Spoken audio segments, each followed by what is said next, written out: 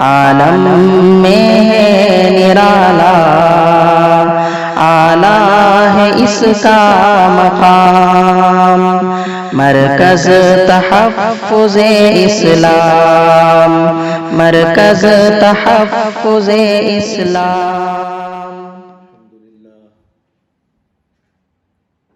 الحمد لله رب العالمين، والصلاة والسلام على أشرف الأنبياء والمرسلين وعلى آله وصحبه أجمعين. أما بعد، فأعوذ بالله من الشيطان الرجيم. بسم الله الرحمن الرحيم.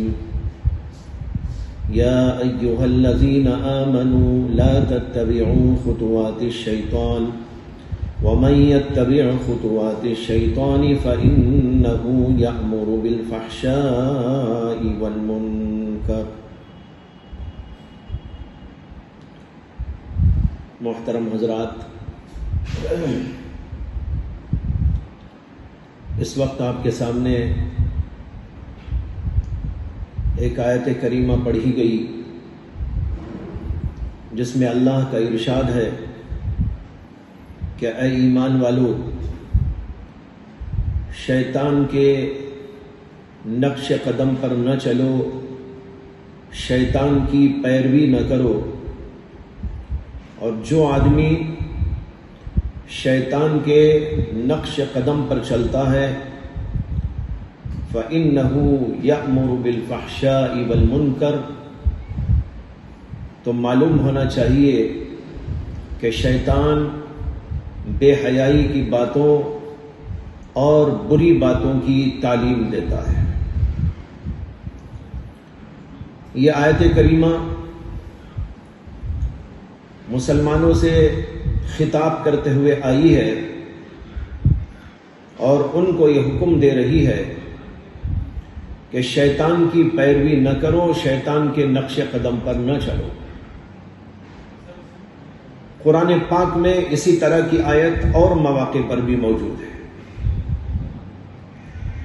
اور اللہ نے قرآن کریم کے اندر یہ بھی بتایا کہ شیطان تمہارا کھلا ہوا دشمن ہے، تمہیں برائیوں میں مبتلا کرتا ہے، فحش اور بے حیائی کے کاموں میں لگاتا ہے، اور آخر کار اپنے ساتھ جہنم میں لے کر جانا چاہتا ہے۔ اس لیے ایک مسلمان کی اپنے بارے میں سب سے بڑی ذمہ داری یہ ہے کہ وہ اپنے آپ کو شیطان کے پیچھے لے کر چلنے سے بچائے، شیطان کے پیچھے جانے سے اپنے آپ کو محفوظ رکھے، کیونکہ وہ برائیوں میں لے جاتا ہے، فحش اور منکر اور برے کاموں کے اندر انسان کو لگاتا ہے۔ فحشا کے معنی آتے ہیں بے حیائی کی باتیں، اور منکر کے معنی ہیں بری بات۔ تمام معاصی، تمام گناہ، تمام بدترین کام، تمام فسق و فجور کی باتیں، وہ سب کے سب منکر کے اندر داخل ہیں۔ اور فحشا جس کو فرمایا گیا وہ بھی منکر ہی ہے، لیکن الگ سے اللہ نے اس کا ذکر اس لیے فرمایا کہ یہ منکرات میں بہت بڑا منکر ہے۔ آج ہم دنیا کو دیکھ رہے ہیں، فحش اور منکر، بے حیائی کی باتوں میں کہاں سے کہاں پہنچ گئی۔ بے حیائی آج عام ہوتی جا رہی ہے، ہر منکر عام ہوتا جا رہا ہے۔ رشوت خوری، سود خوری، بے پردگی اور ظاہری گناہوں کے ساتھ باطنی منکرات، حسد، کینہ، بغض، یہ ساری کے ساری چیزیں عام سے عام تر ہوتی جا رہی ہیں۔ قتل ہے، غارت گری کا بازار گرم ہے، ہر جگہ فساد ہی فساد نظر آ رہا ہے۔ یہ سب کیا ہے؟ शैतान के नक्श कदम की पैरवी का नतीजा है। गैर लोग, उनके बारे में तो हम क्या कहें, कुफ्र में, शिरक में, हर किस्म के गुनाह में, हर किस्म के मुनकर में वो मुब्तला है, इसलिए कि शैतान ही को वो अपना सब कुछ समझ रहे हैं। लेकिन अफसोस तो इसका है कि हम मुसलमान हैं, अल्लाह को मानने वाले हैं, रसूल को मानने वाले हैं, अल्लाह की किताब को मानने वाले हैं, लेकिन अल्लाह की इस आयत पर हम तवज्जो नहीं देते कि अल्लाह ने खास तौर पर मुसलमानों से खिताब किया और फरमाया, या अय्युहल्लज़ीना आमनू ला तत्तबिउ खुतुवातिश शैतान। ऐ ईमान वालो, ये बड़ा प्यारा लक़ब है, बड़ा प्यारा अंदाज है, बड़ा प्यारा खिताब है। अल्लाह गोया यूं फरमा रहे हैं, ऐ वो लोगो जो मुझे मानते हो, ऐ वो लोगो जो मुझसे प्यार करते हो, ऐ वो लोगो जो मेरी बातों पर यकीन करते हो, तुम्हें तो मेरी इस बात पर यकीन करना चाहिए कि शैतान तुम्हें बुराइयों का हुक्म देता है, इसलिए ला तत्तबिउ खुतुवातिश शैतान, शैतान के नक्श कदम की पैरवी न करो। कितना प्यार भरा खिताब है।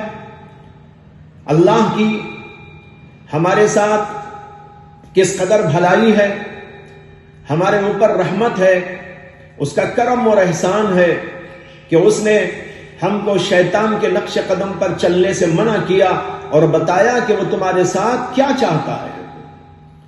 जैसे एक बाप अपने बेटे से कहे कि बेटा फुला आदमी तुम्हारा दुश्मन है, उससे बच के रहना, उसकी बात न मानना, उसके चाल में न आ जाना, तो बेटा समझता है कि मेरे बाप मेरे साथ किस कदर रहमत का, शफकत का बर्ताव कर रहे हैं। इसी तरह हमको समझना है अल्लाह की रहमत मुसलमानों के साथ किस कदर बढ़ी हुई है कि हमको बता रहे हैं ला तत्तबिउ खुतुवातिश शैतान, और यह भी बता रहे हैं कि शैतान तुम्हारे साथ क्या चाहता है, वो तुम्हें बुराइयों में मुब्तला करना चाहता है।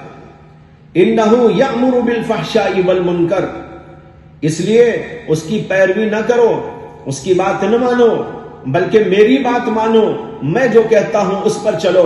मेरी बात पर चलने से तुमको जन्नत नसीब होगी और मेरी रजा मिलेगी, दुनिया में भी सुकून मिलेगा, आखिरत के अंदर भी फलाह व कामयाबी मिलेगी। लेकिन अगर तुमने शैतान की इत्तिबा की तो वो तो तुम्हें बुराइयों में मुब्तला करके आखिरकार अपने साथ जहन्नम में ले जाएगा। यह है आयत करीमा का मकसद और मतलब और अल्लाह का मंशा।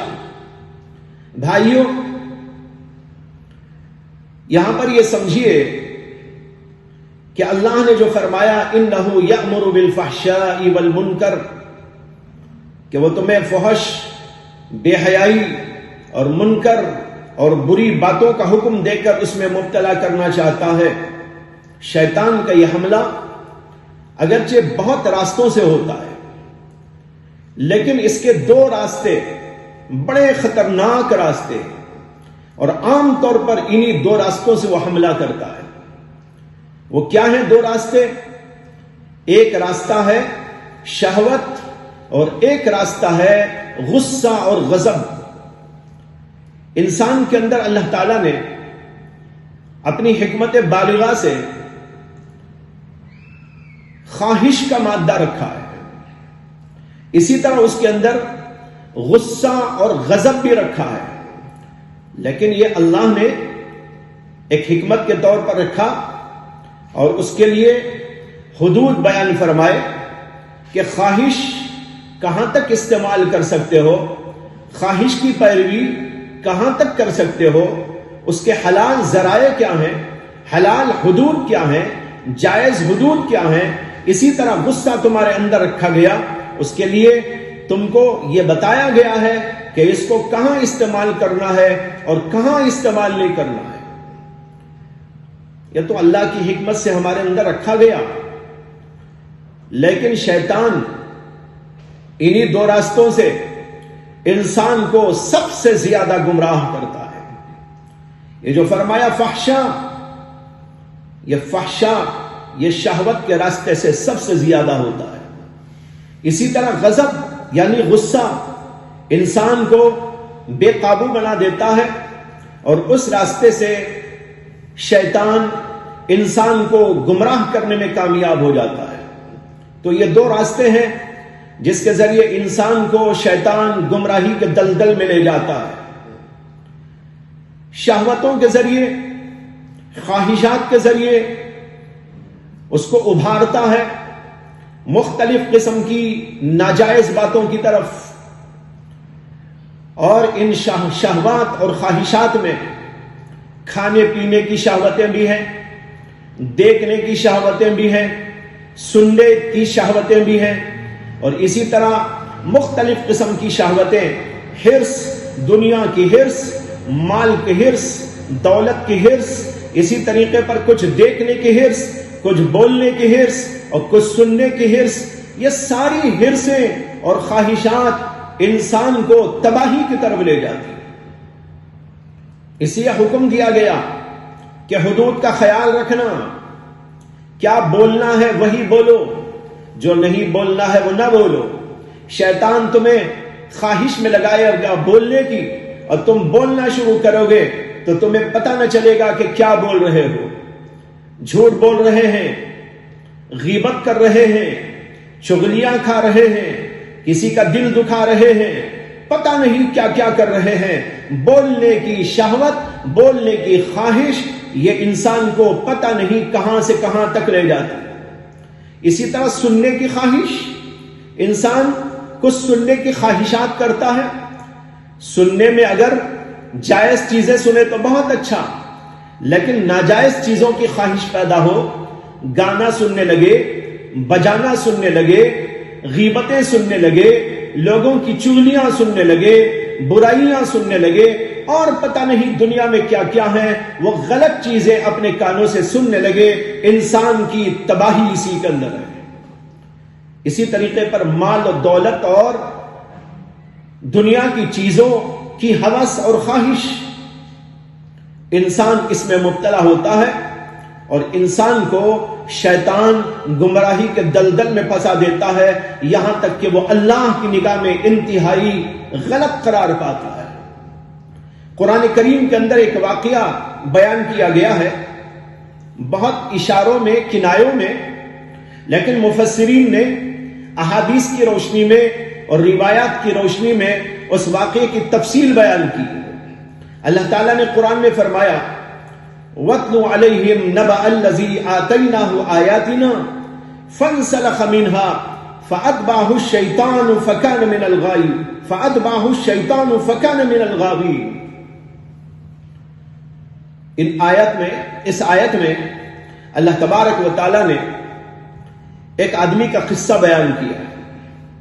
ترجمہ تو آیت کا یہ ہے کہ نبی اکرم صلی اللہ علیہ وسلم سے اللہ تعالیٰ نے فرمایا ہے کہ اے نبی علیہ السلام، آپ لوگوں کو وہ واقعہ بھی سنا دیجئے، بتا دیجئے، اس آدمی کا واقعہ جس کو ہم نے ہماری آیات عطا کی تھی، آتیناہ آیاتنا، اس سے مراد یہ ہے کہ اس کا علم دیا تھا، اللہ نے اپنی آیات کا علم دیا تھا، اپنے کلام کا علم دیا تھا۔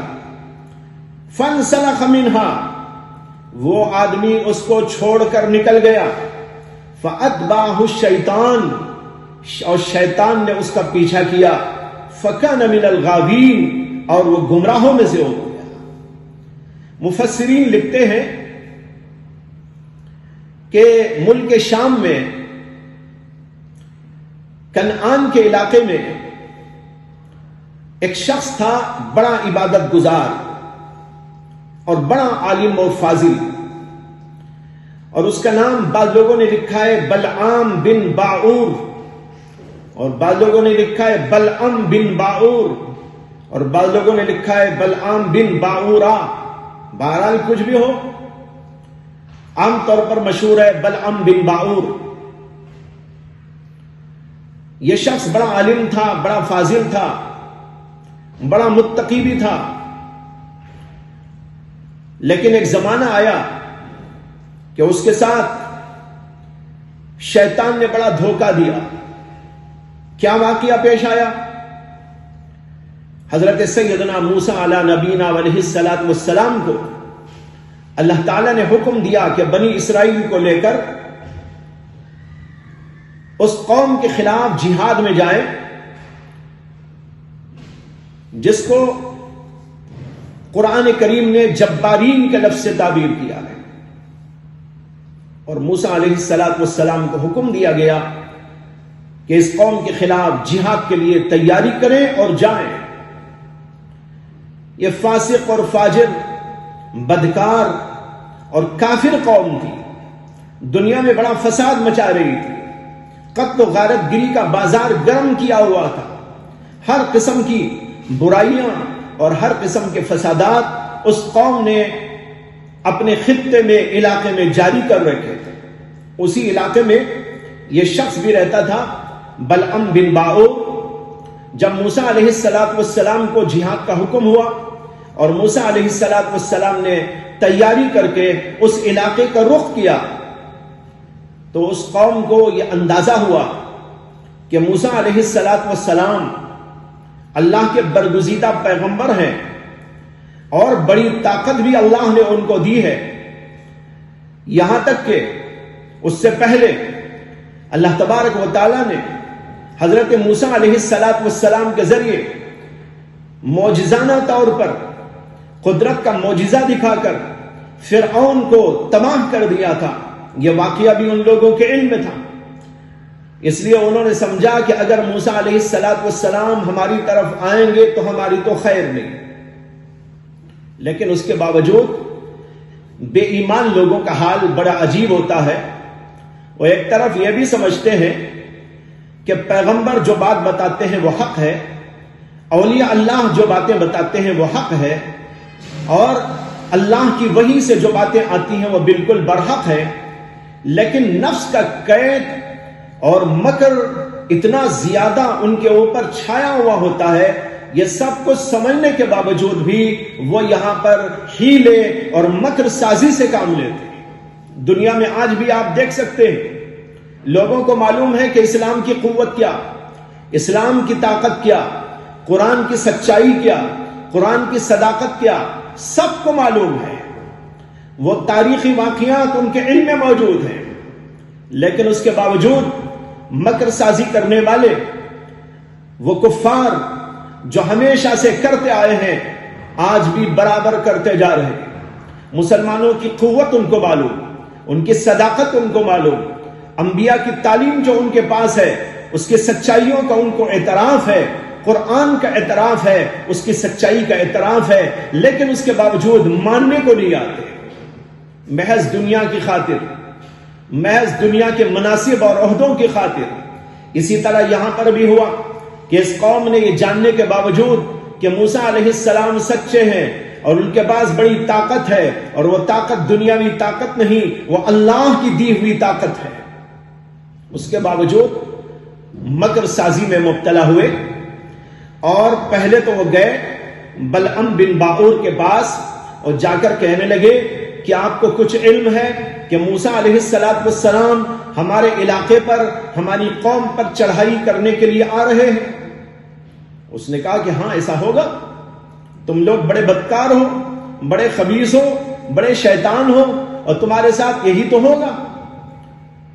لیکن ان لوگوں نے اسے کہا کہ آپ دعا کر دیجئے کہ موسیٰ علیہ الصلاۃ والسلام ہمارے علاقے کی طرف نہ آئیں، اور آپ کی دعا اللہ کے ہاں مقبول ہوتی ہے، اور آپ کی دعا قبول ہوگی تو موسیٰ وہیں سے لوٹ جائے. بلعم بن باعور نے کہا کہ ایسا کیسا ہو سکتا ہے؟ اللہ کے حکم سے وہ آ رہے ہیں تو کیا میں اللہ کو حکم دوں کہ ان کو واپس لوٹا دیں؟ ایسا تو ہو نہیں سکتا. بہرحال وہ لوگ یوں کہتے جا رہے تھے اور بلعم بن باعور ان کی بات کو ٹالتا جا رہا تھا. لیکن اس کے بعد ان لوگوں نے اس کے سامنے ہیرے و جواہرات، مال و دولت کے انبار لا کے پیش کرنا شروع کر دیے، اور کہا کہ یہ آپ کے لیے ہدیہ، یہ آپ کے لیے تحفہ، یہ آپ کے لیے یہ آپ کے فلاں کے لیے. یہ لیتے ہوئے اس کا دل للچانے لگا یہاں تک کہ جب انہوں نے یہ ساری چیزیں اس کے سامنے پیش کر دی اور پھر اس کے بعد ان لوگوں نے اس سے کہا کہ آپ ہمارے لیے دعا کر دیجئے کہ موسیٰ علیہ السلام کو اللہ وہیں سے لوٹا دے، ہمارے اوپر وہ نہ آئے، اور موسیٰ علیہ السلام کو اللہ ذلیل کر دے، وہ خار کر دے۔ جب انہوں نے درخواست کی، محض مال کی بنیاد پر، دولت کی بنیاد پر، شہوت کی بنیاد پر، دنیا کی خواہش اور حرص کی بنیاد پر، اس نے کہا کہ بہت اچھا، مراقب ہو کر بیٹھ گیا، اور پھر اس کے بعد دعا کرنی شروع کر دی اور کہا کہ میں دعا کرتا ہوں، تم سب کے سب آمین کہو۔ اب وہاں دعا شروع ہو گئی۔ وہ دعا کرنا چاہ رہا تھا، اے اللہ نعوذ باللہ موسیٰ کو ذلیل کر دیجئے، موسیٰ کو ہرا دیجئے، موسیٰ کو شکست دے دیجئے، موسیٰ کو یہاں سے واپس کر دیجئے۔ یہ دعا مانگنا چاہ رہا تھا، لیکن بلعم بن باعور کی زبان پر اس دعا کے بجائے اللہ نے یہ دعا جاری کر دی، اے اللہ موسیٰ کو کامیاب کر دیجئے، موسیٰ کو موسیٰ کو قوت دے دیجئے، موسیٰ علیہ السلام کو فتح عطا فرما دیجئے اور ان کو کامیاب فرما دیجئے، اور ہماری اس قوم کو ذلیل کر دیجئے، اس قوم کو تباہ کر دیجئے۔ یہ کہتا جا رہا تھا، لوگوں نے اس سے کہا کہ ارے آپ کیا دعا کر رہے ہیں ہمارے خلاف؟ اس نے کہا میرا کوئی اس کے اندر بس نہیں چل رہا ہے، میں چاہ رہا ہوں وہ جو تم بول رہے ہو، لیکن میری زبان وہ بول رہی ہے جو اللہ چاہتا ہے۔ یہ کہہ رہا تھا، بار بار یہ دعا مانگنا چاہتا تھا، اتنے میں اس کی جو زبان تھی وہ اندر سے نکل کر اس کی چھاتی تک آ کے پڑ گئی۔ یہ اللہ نے اسے عذاب کے اندر مبتلا کر دیا۔ یوں عذاب کے اندر گرفتار ہو کر وہ سارے جتنے وہاں لوگ تھے ان کو بھی اللہ نے ذلیل کیا اور اس کو بھی اللہ نے ذلیل کیا، اور اسی عذاب کے اندر وہ ہمیشہ ہمیشہ گرفتار ہو۔ اللہ نے اس کا واقعہ یہاں پر بیان کیا ہے، جس کو ابھی عرض کیا آپ کے سامنے آیت، وَاتْلُ عَلَيْهِمْ نَبَأَ الَّذِي آتَيْنَاهُ آيَاتِنَا فَانْسَلَخَ مِنْهَا فَأَتْبَعَهُ الشَّيْطَانُ فَكَانَ مِنَ الْغَاوِينَ۔ اللہ نے یہ بھی کہا ہے کہ اگر ہم چاہتے تو اسے اس کے علم کی بنیاد پر بڑی بلندیوں پر پہنچا دیتے، وَلَوْ شِئْنَا لَرَفَعْنَاهُ بِهَا وَلَكِنَّهُ أَخْلَدَ إِلَى الْأَرْضِ وَاتَّبَعَ هَوَاهُ، لیکن اسی نے یہ چاہا دنیا کی خاطر، مال کی خاطر، شہوتوں کی خاطر، دنیا کی حقیر چیزوں کی خاطر کہ وہ ذلیل ہو جائے، ہم نے اس کو ذلیل کر دیا اور اس نے خواہشات کا اتباع کیا۔ یہاں لفظ قابل غور ہے کہ اللہ نے کہا وَاتَّبَعَ هَوَاهُ، اس نے خواہش کی پیروی کی، اس لیے اس کا نتیجہ ہے۔ اسی روایت میں یہ بھی آتا ہے کہ جب موسیٰ علیہ السلام نے وہاں آ کر ان کے خلاف جہاد کیا تو یہ بلعم بن باعور کچھ لوگوں کو بلایا اور کہنے لگا کہ دیکھو یہ عبرت کا واقعہ ہے، سننے کے قابل۔ وہ ان کو بلا کر کہنے لگا کہ دیکھو موسیٰ تو بہرحال پہنچ گئے ہیں، اور بہرحال اس وقت میں وہ تمہارے خلاف جہاد کریں گے، اب ہم ان کے اس جہاد کو ناکام کرنا چاہیں تو میرا ایک مشورہ ہے۔ دیکھو اللہ نے اسے کہاں تک ذلیل کر دیا۔ اس نے کہا میرا مشورہ یہ ہے کہ تمہاری جوان لڑکیوں کو تیار کرو، اچھے کپڑے پہناؤ، زیب و زینت کی چیزوں سے ان کو آراستہ پیراستہ کرو، اور پھر ان کو موسیٰ علیہ السلام کی قوم کے اندر جانے اور بے پردہ جانے کی تعلیم دو، حکم دو۔ تمہاری عورتیں وہاں پر جائیں، تمہاری لڑکیاں وہاں پر جائیں۔ جب وہ اس طریقے پر وہاں پر جائیں گی تو نتیجہ یہ ہوگا کہ موسیٰ علیہ السلام کے قوم کے لوگ جو تمہارے خلاف جہاد کرنے کے لیے آئے ہوئے ہیں، وہ لوگ ان لڑکیوں کو دیکھیں گے اور ان کی طرف التفات کریں گے۔ پہلے تو آنکھیں استعمال ہوں گی اور پھر اس کے بعد معاملہ آگے بڑھے گا اور فحش کاری و زنا میں مبتلا ہو جائیں گے، اور جب وہ زنا میں مبتلا ہو جائیں گے تو پھر وہ خود عذاب کے لائق اور عذاب کے مستحق ہو جائیں گے، تو پھر تمہارے خلاف وہ جہاد کیا کر سکے؟ چنانچہ اسی طرح ہوا کہ ان کے کچھ لوگوں نے اپنی لڑکیوں کو تیار کیا اور موسیٰ علیہ السلام جو تشریف لائے تھے اپنی قوم کے ساتھ، ان کے درمیان میں ان کو بھیج دیا، یہاں تک کہ کچھ لوگ ان لڑکیوں سے اپنا منہ کالا کرنے لگے، جس کی وجہ سے اللہ نے اس قوم کے اوپر وہی عذاب نازل کر دیا، اور وہ تھا طاعون کا عذاب۔ کہتے ہیں کہ طاعون کے اس زمانے کے اس عذاب کے اندر 70,000 بنی اسرائیل مر گئے تھے، اس قدر سخت اللہ کا عذاب نازل ہوا۔ آج بھی جو ہم دیکھ رہے ہیں عجیب و غریب فضا ہے، اور کورونا کے نام سے بیماری پھیلی ہوئی ہے، پوری دنیا کے اندر پھیلی ہوئی ہے، روزانہ سنائی دے رہا ہے کہ اتنے ہزار لوگ بلکہ لاکھوں کی تعداد بتائی جا رہی ہے، اور خود ہندوستان کے اندر روزانہ 80,000 90,000 بلکہ لاکھ تک کے قریب تک چلے گئے ہیں، اتنے مریض ہو گئے۔ سچائی کیا ہے نہیں یہ الگ مسئلہ ہے، لیکن بتائے رہا ہوں یہ خبریں آ رہی ہیں، ان خبروں سے اندازہ کیجئے ساری ٹیکنالوجی فیل ہو گئی، سارا طب کا ڈپارٹمنٹ فیل ہو گیا، لوگوں کی عقلیں بیکار ہو گئی، لوگوں کی طاقتیں ضائع ہو گئی، لیکن اس کے لیے کوئی علاج نہیں۔ اس طرح کی چیزیں اللہ کی طرف سے بطور عذاب ہوتی۔ اس کا طریقہ کیا؟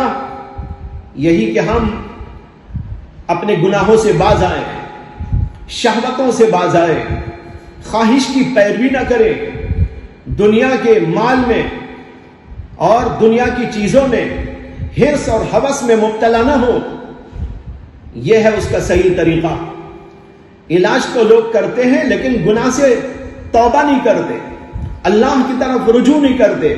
یہ شیطان کا مکر ہے جو شہوت کے ذریعے لوگوں کے اندر آتا ہے، انسانوں کو یوں تباہ کر دیتا ہے۔ ایک اور واقعہ یاد آیا جو حضرت سیدنا عیسیٰ علیہ نبینا علیہ السلام کے دور کا ہے۔ کہتے ہیں کہ ایک بار حضرت سیدنا عیسیٰ علیہ السلام تشریف لے جا رہے تھے اپنے کچھ حواریوں کے ساتھ۔ راستے میں ایک جگہ پر 3 آدمیوں سے ملاقات ہوئی، ان تینوں نے حضرت عیسیٰ علیہ السلام کو دیکھا اور ان سے گزارش کی کہ آپ ہمارے حق میں دعا کر دیجئے کہ اللہ ہمیں کچھ مال دے دے، کچھ سونا دے دے۔ حضرت سیدنا عیسیٰ علیہ السلام نے ارشاد فرمایا کہ دیکھو دنیا کی حرص نہ کرو، دنیا کی حرص تمہیں آخرت میں اور دنیا میں دونوں جگہ برباد کر دیتی ہے، تباہ کر دیتی ہے۔ لیکن انہوں نے کہا نہیں حضرت آپ دعا کر دیجئے، دعا کر دیجئے، دعا کر دیجئے۔ حضرت عیسیٰ علیہ السلام نے دعا کر دی کہ اللہ ان کو سونا عطا فرما دیجئے۔ تو ان کو کسی ذریعے سے سونے کی 3 اینٹیں مل گئی۔ 3 آدمی تھے، 3 اینٹیں مل گئی، بڑی بڑی اینٹیں۔ اب اس کو لے کر بہت خوش ہو گئے اور ان لوگوں نے لے کر بیٹھ کر آپس کے اندر کچھ بات چیت شروع کر دی۔ درمیان میں بھوک لگنے لگی، ان لوگوں نے آپس میں کہا کہ بھئی 3 آدمیوں کی 3 اینٹیں ہیں، لیکن یہاں سے جانے سے پہلے ذرا کھانا وانا بھی ہم کھا لیں، بڑی بھوک لگ رہی ہے۔ انہوں نے آپس میں مشورہ کر کے ایک آدمی کو بھیج دیا کہ جاؤ ذرا کچھ کھانا لے کے آؤ۔ وہ آدمی کھانا لینے کے لیے بازار گیا۔ یہ 2 شخص یہیں پر بیٹھے ہوئے آپس میں گفتگو کرنے لگے۔ یہاں بیٹھے بیٹھے ان دونوں نے یہ پروگرام بنایا کہ دیکھو 3 اینٹیں ہیں، اگر وہ شخص آئے گا تو اسے بھی 1 اینٹ دینی پڑے گی، اس لیے ہم ایسا کرتے ہیں کہ ہم دونوں ہی اس کو بانٹ لیتے ہیں۔ ڈیڑھ اینٹ آ جائے گی ہمارے حصے میں. اگر وہ آ جائے گا تو اس کو بھی دینا پڑے گا, لیکن وہ نہ آئے ایسا تو نہیں ہو سکتا. آئے گا تو ہم ایسا کرتے ہیں کہ یہاں سے پہلے پتھرے وتھرے کچھ جمع کے رکھ لیں گے, اور جو ہی وہ آئے گا تو دھڑا دھڑ اس کے اوپر برسانا شروع کر دیں گے یہاں تک کہ وہ مر جائے گا.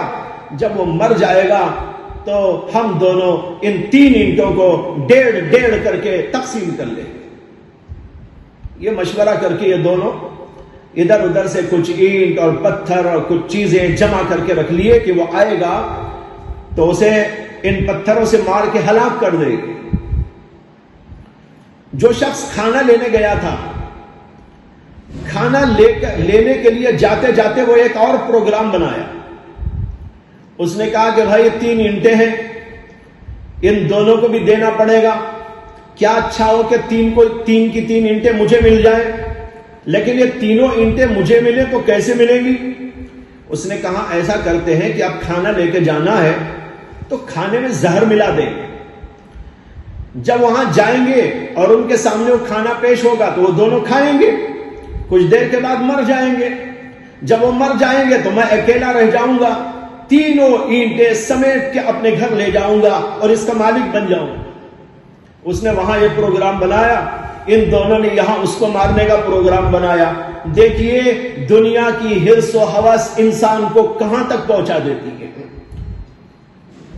نتیجہ یہ ہوا کہ جب وہ کھانے میں زہر ملا کے آیا تو یہ دونوں یہاں پہلے ہی سے تیار بیٹھے تھے کہ وہ آئے گا تو اس کو ماریں گے. آتے ہی دھڑا دھڑ اس کی پٹائی شروع کر دی, پتھر برسانے شروع کر دیے, اور یہاں تک کہ کچھ ہی دیر میں اس کا انتقال ہو گیا. اس بیچارے کو کچھ خبر نہیں تھی کہ کیا ہو رہا ہے. اگر پہلے سے کچھ اندازہ ہوتا تو کچھ تیاری کر کے آتا, لیکن اس کے خواب و خیال میں بھی نہیں تھا. اس لیے اس پٹائی کا اثر یہ ہوا کہ وہ ڈھیر ہو گیا اور مر گیا. وہ دونوں خوش ہو گئے کہ بھائی بلا پاک ہو گئی, اب جو بچا ہے وہ ہمارا بچا ہے, اس لیے ہم دونوں آپس میں تقسیم کر لیں گے. لیکن یہ تو پہلے ہی سے بھوک لگ رہی تھی, اب یہ مار پٹائی ہونے کے بعد تو ظاہر بات ہے ذرا زیادہ ہی تھک گئے ہوں گے, تو اس لیے اور زیادہ بھوک لگنے لگی. تو انہوں نے کہا تقسیم کا عمل تو بعد میں ہوگا, پہلے تو کھانا کھا لیں. لہذا دونوں نے بیٹھ کر کھانا کھایا, وہ کھانا جو مرنے والے نے ان دونوں کو مارنے کے لیے زہر ملایا. اب دونوں نے بیٹھ کے کھانا کھایا, کچھ دیر کے بعد زہر نے ان کے اوپر اثر کیا اور نتیجہ ہوا کہ دونوں بھی ڈھیر ہو گئے.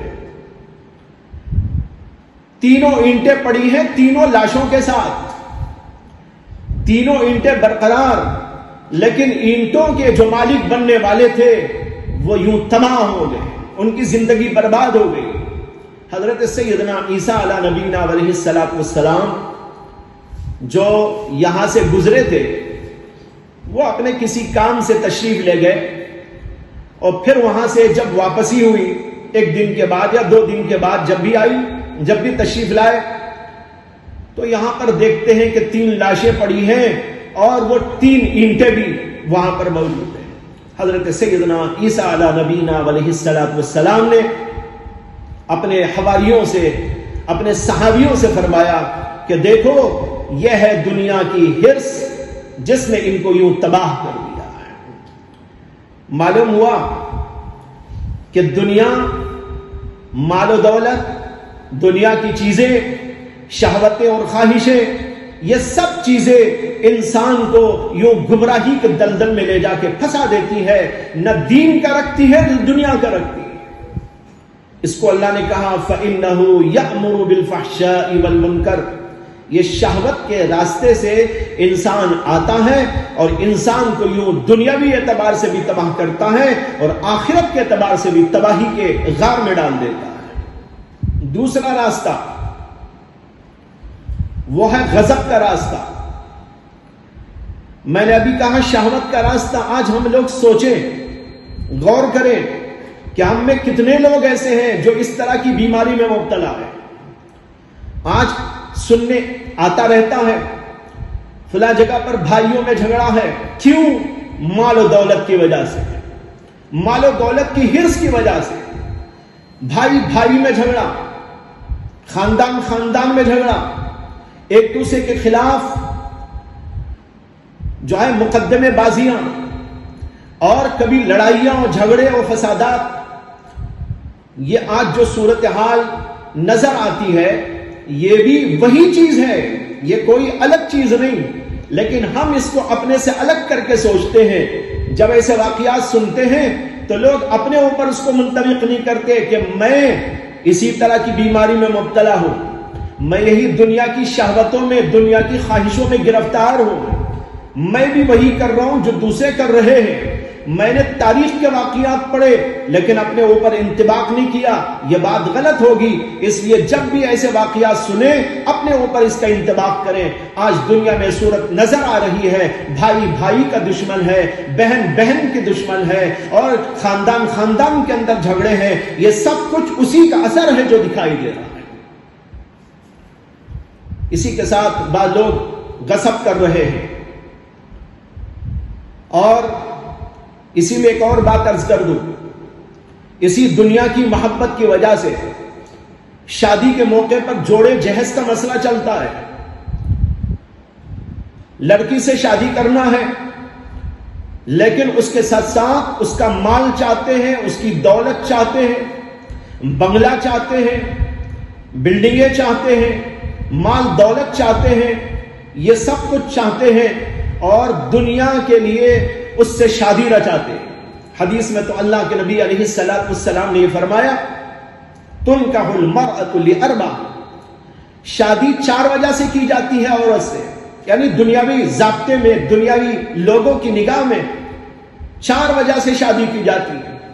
ایک وجہ ہوتی ہے لمالہا، مال کی وجہ سے شادی کرتے ہیں، ولحسبہا، اس کے خاندان کی بڑائی کو دیکھ کر شادی کرتے ہیں، ولجمالہا، اور اس کے حسن و جمال کو دیکھ کر شادی کرتے ہیں، اور فرمایا ولدینہا، اور کچھ لوگ دین کی وجہ سے شادی کرتے ہیں، اور پھر اس کے بعد اللہ کے نبی صلی اللہ علیہ وسلم نے فرمایا فاظفر بذات الدین، دیندار کو لے کر تو کامیاب ہو جا۔ اگر کامیابی چاہتا ہے تو دیندار کو پسند کرنا، مال کو نہ دیکھنا، حسن و جمال کو نہ دیکھنا، حسب و نسب کو نہ دیکھنا، یہ دیکھنا کہ دین میں کون کتنا ہے۔ اگر لڑکی دیندار ہے تو اس سے نکاح کرو، اگر دیندار نہیں ہے، صرف مال ہے، دولت ہے، حسب و نسب ہے، جمال ہے، حسن ہے، یہ چیزیں سب ناپائیدار چیزیں۔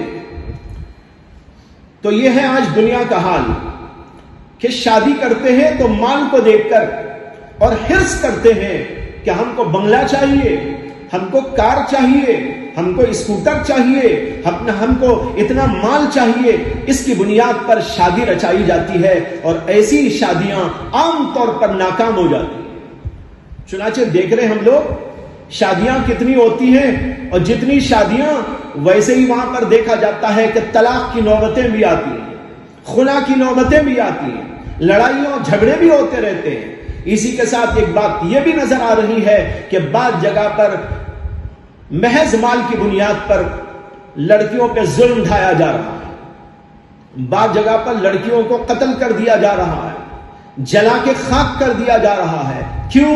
اس لیے کہ جہیز وہ نہیں لائی تھی، جوڑا اس نے نہیں دیا تھا، اس لیے اس کو مار کر تباہ کر دیا جا رہا ہے۔ دیکھو کہاں سے کہاں حرص پہنچا دیتی ہے۔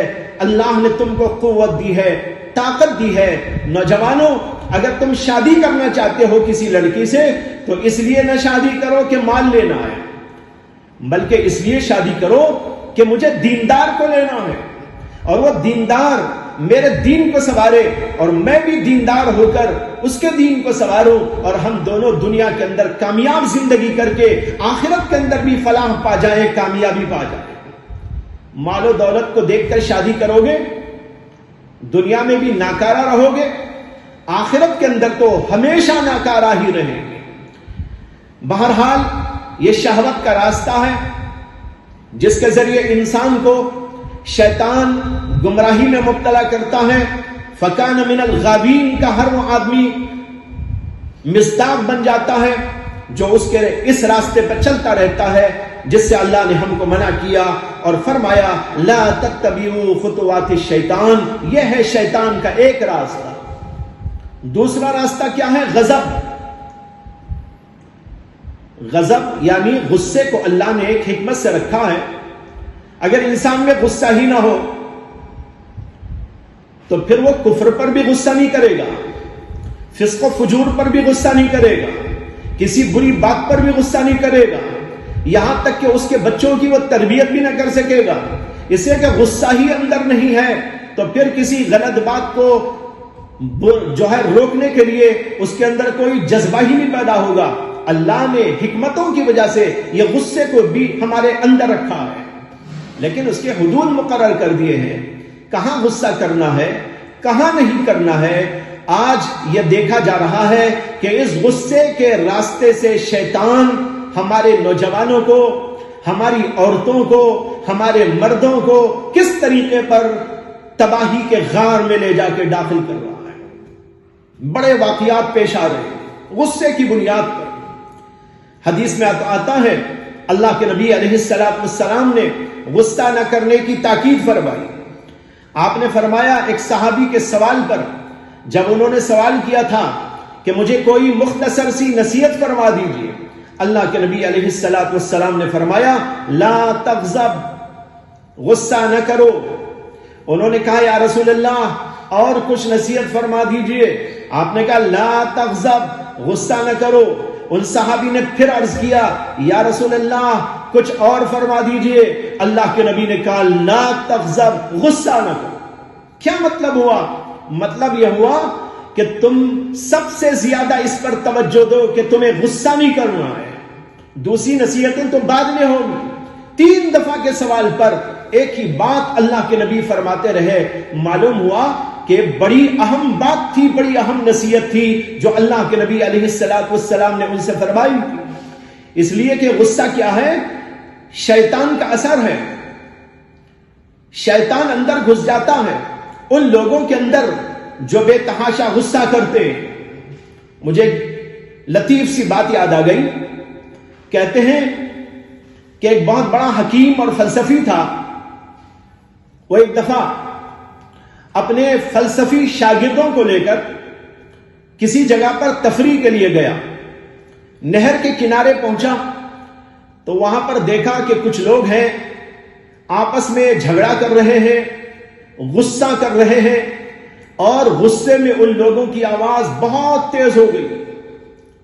یہ ہم بھی جانتے ہیں نا کہ جب غصہ آتا ہے تو آدمی کا کیا حال ہوتا ہے. یہ تو اس کی آنکھیں لال ہو جاتی ہیں. حدیث میں اللہ کے نبی علیہ السلام نے فرمایا کہ آنکھیں لال اس لیے ہوتی ہیں کہ شیطان گھس جاتا ہے، شیطان کا اثر ہے. اس لیے کہ آگ بھی لال ہوتی ہے اور شیطان بھی آگ سے بنایا گیا ہے. تو ایک تو آنکھیں لال اور پھر اس کے ساتھ منہ اس کا بڑا برا ہو جاتا ہے، گویا کہ وہ خود ایک شیطان بن جاتا ہے. چنانچہ جن لوگوں کو ہم دیکھتے ہیں بڑا غصہ کرنے والے، تو وہ ایسی ایسی صورتیں بناتے ہیں کہ شیطان تو ضرور یاد آ جاتا ہے. اگر کسی کو شیطان کبھی یاد نہ آیا ہو تو وہ جا کر اس کو دیکھ لے جو بڑا غصہ ور انسان ہے کہ چہرہ ایسا بنا رہا ہے، آنکھیں لال ہو گئی ہیں، اور اس کا منہ بھی عجیب عجیب بن رہا ہے، ہونٹ عجیب عجیب بن رہے ہیں. یہ ساری چیزیں مل ملا کے دیکھیں گے تو ایک نیا شیطان آپ کو اس کی شکل میں نظر آئے. تو بہرحال میں یہ کہہ رہا تھا کہ وہ فلسفی جب وہاں پہنچا تو دیکھا کہ کچھ لوگ آپس میں لڑ رہے ہیں، جھگڑ رہے ہیں، یعنی غصے میں آ گئے ہیں. وہ اس کو کچھ بول رہا ہے، وہ اس کو کچھ بول رہا ہے.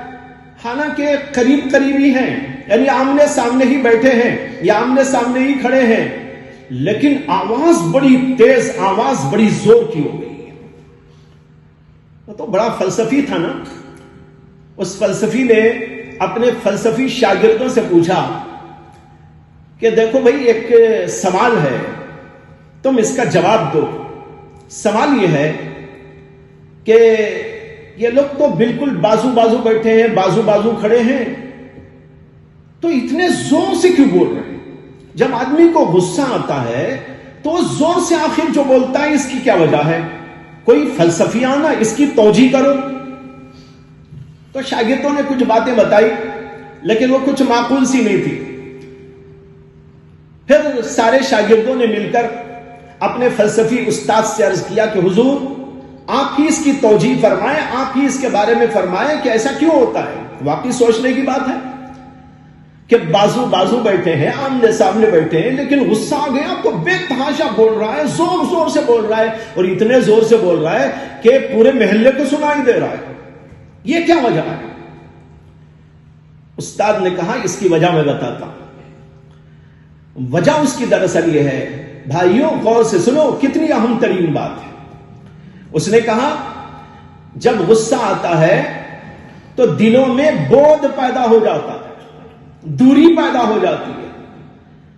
جسمن تو وہ قریب ہیں، قلبن دور ہو گئے ہیں۔ دلوں میں بودھ پیدا ہو گیا۔ جب دلوں میں بودھ پیدا ہو گیا تو اندر سے دل کہنے لگا زور سے بولو تاکہ آواز جائے۔ واقعی بڑی اچھی شاندار تعبیر کی۔ اور پھر اس کے بعد مزید سمجھاتے ہوئے اس نے کہا کہ دیکھو، جو لوگ پیار سے محبت سے بات کرتے ہیں نا تو وہ آہستہ بات کرتے ہیں، اور عاشق و معشوق بات کرتے ہیں تو اور زیادہ آہستہ بات کرتے ہیں، اور عشق میں اور زیادہ مبتلا ہو جاتے ہیں تو صرف آنکھوں سے بات کرتے ہیں، زبان سے بات کرنے کی ضرورت ہی نہیں ہوتی۔ اس نے پوری بات کہی اور کہا یہ اس لیے کہ ان کا دل ملا ہوا ہے، ان کا دل جڑا ہوا ہے۔ جتنا دل جڑا ہوتا ہے آواز کم ہوتی ہے، اور جتنا دل میں بودھ پیدا ہوتا ہے وہاں آواز زور سے کرنے کی ضرورت معلوم ہوتی ہے۔ اس نے کہا غصے والوں کے دل ایک دوسرے سے دور ہو جاتے ہیں، چاہے وہ جسم کے لحاظ سے قریب ہو لیکن دل کے لحاظ سے دور ہونے کی وجہ سے وہ زور سے بولتے ہیں۔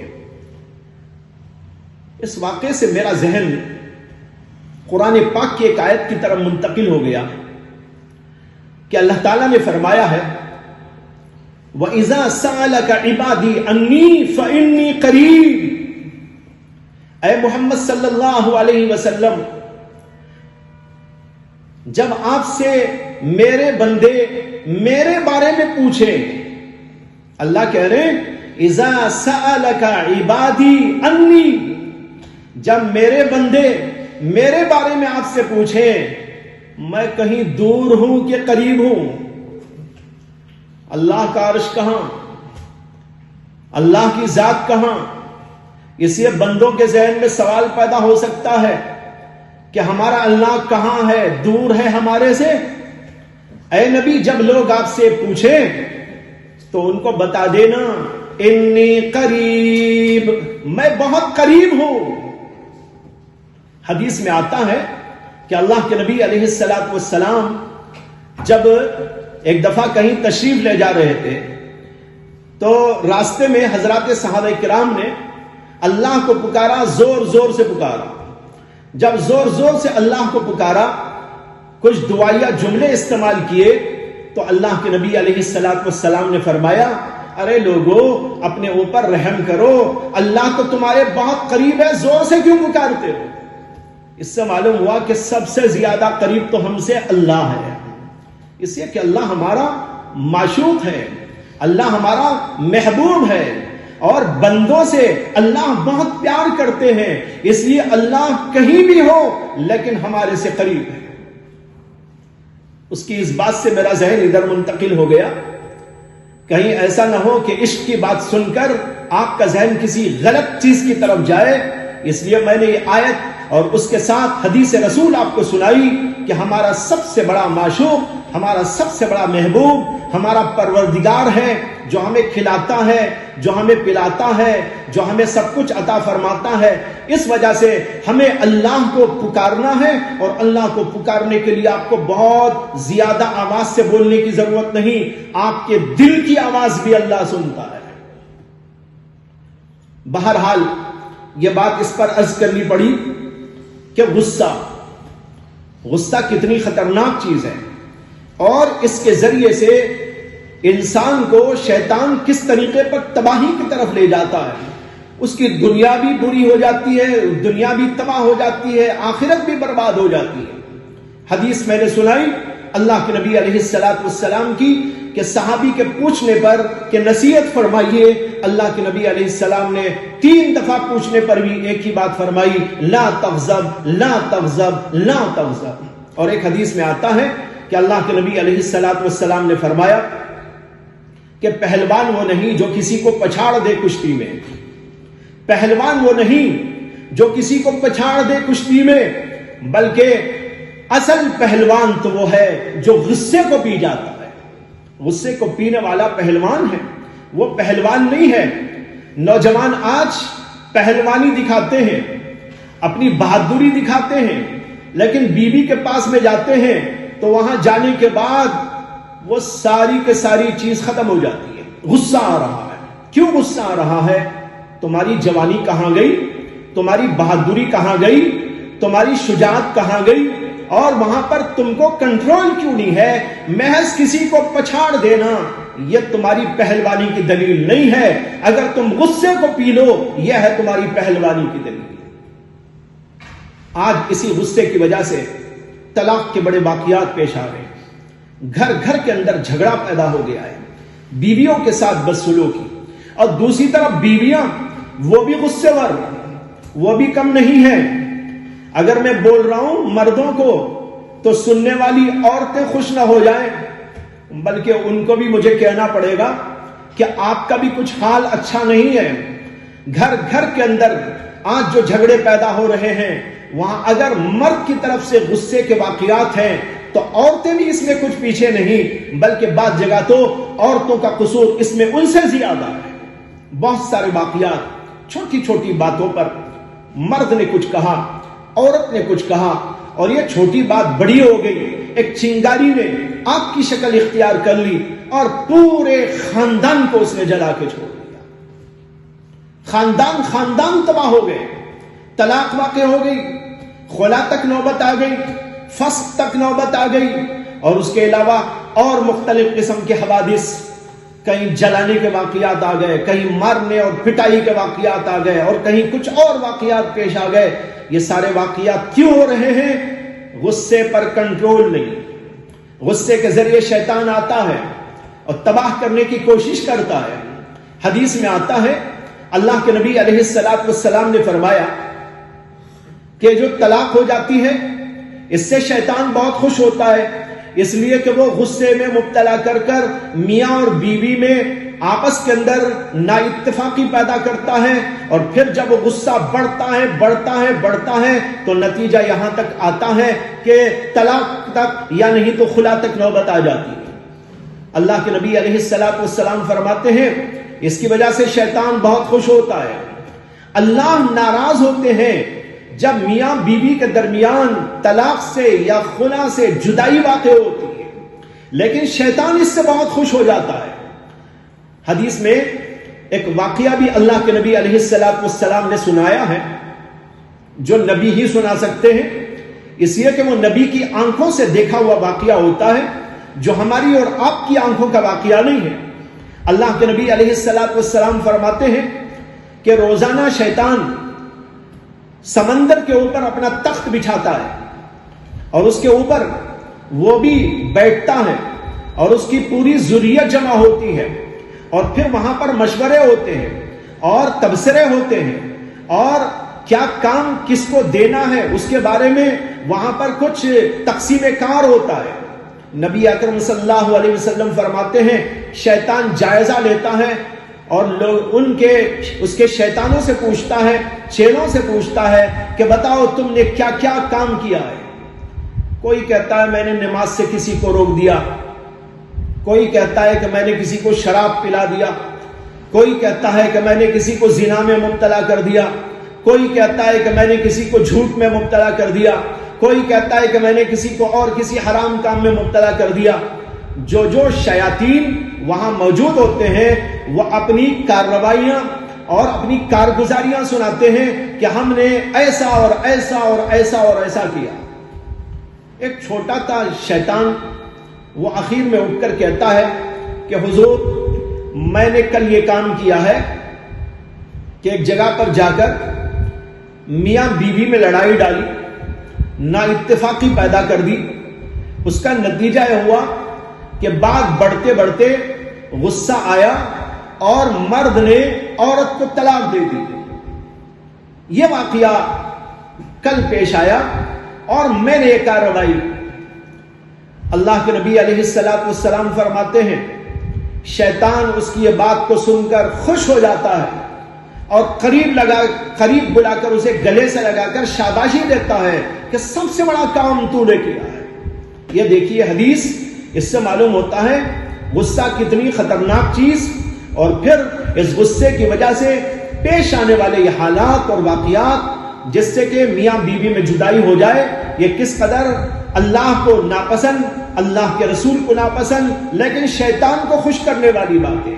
ہم شیطان کو خوش نہ کریں، شیطان کا کام تو یہی ہے، فَإِنَّهُ يَأْمُرُ بِالْفَحْشَاءِ وَالْمُنکَرِ، اسی لیے اللہ نے کہا لا تتبعوا خطوات الشیطان، شیطان کی اتباع نہ کرو، وَمَن يَتَّبِعْ خطوات الشیطان فَإِنَّهُ يَأْمُرُ بِالْفَحْشَاءِ وَالْمُنکَرِ، جو آدمی یہ شیطان جو ہے جو اس کی اتباع کرتا ہے تو شیطان اس کو برائی کا اور فحش بات کا حکم دیتا ہے، یعنی اس کے لیے تدبیریں سکھاتا رہتا ہے۔ معلوم ہوا کہ غصہ بہت ہی بدترین چیز ہے، اس سے بچنا بہت ضروری ہے۔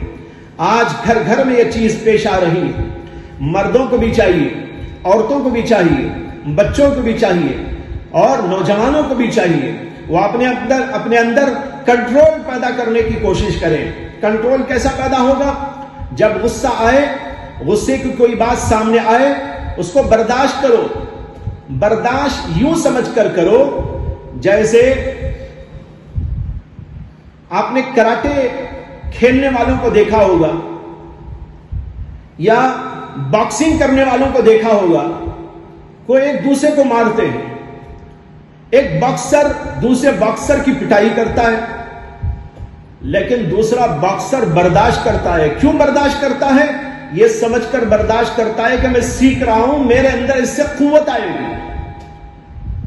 جو آدمی کراٹے کھیلتے ہیں وہ بھی ایک دوسرے کو مارتے ہیں، اور جب مارتے ہیں تو ایک دوسرے کو غصہ نہیں آتا، وہ برداشت اس لیے کرتے ہیں کہ میرے اندر قوت پیدا ہوگی، میرے اندر طاقت پیدا ہوگی، میرا جسم مضبوط ہو جائے گا، مجھے ان ماروں کو سنبھالنے کی سکت پیدا ہو جائے گی، اس لیے برداشت کرتے ہیں۔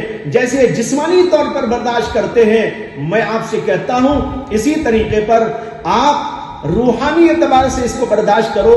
جب غصے کی کوئی بات پیش آئے، آپ دل میں کہو مجھے ایک گھونسا لگا ہے، یہ گھونسا کیوں لگا ہے؟ میرے دل کو تقویت دینے کے لیے لگا ہے، مجھے برداشت کرنا ہے۔ نوجوان کے سامنے بیوی نے کچھ بول دیا، اس کو بڑا غصہ آتا ہے کہ کیوں بول دیا، لیکن برداشت کرے، برداشت کا مادہ پیدا کرے۔ چھوٹے نے کہہ دیا، بڑے لوگ برداشت کریں، اور بڑے کہیں تو چھوٹوں کو تو بدرجہ اولا برداشت کرنا چاہیے، اس لیے کہ بڑا تو بہرحال بڑا ہے اور اس کو اجازت ہے کہ وہ اپنے ماتحت کے لیے کوئی بات ضرورت کی کہہ سکتا ہے، غصے سے بھی کہہ سکتا ہے اصلاح کے لیے، ہاں اصلاح کے لیے، یوں ہی نہیں۔ تو بہرحال بتانا یہ ہے کہ یہ دو راستے ہیں جس سے عام طور پر شیطان گمراہی میں مبتلا کرتا ہے، ایک راستہ شہوت کا اور ایک راستہ غصے کا، اور یہ دونوں راستے انتہائی خطرناک راستے ہوتے ہیں، اور اس کی دوسری چیز کی وجہ سے ظلم ہوتا ہے، زیادتی ہوتی ہے، قتل و غارت گری ہوتی ہے، تباہی ہوتی ہے۔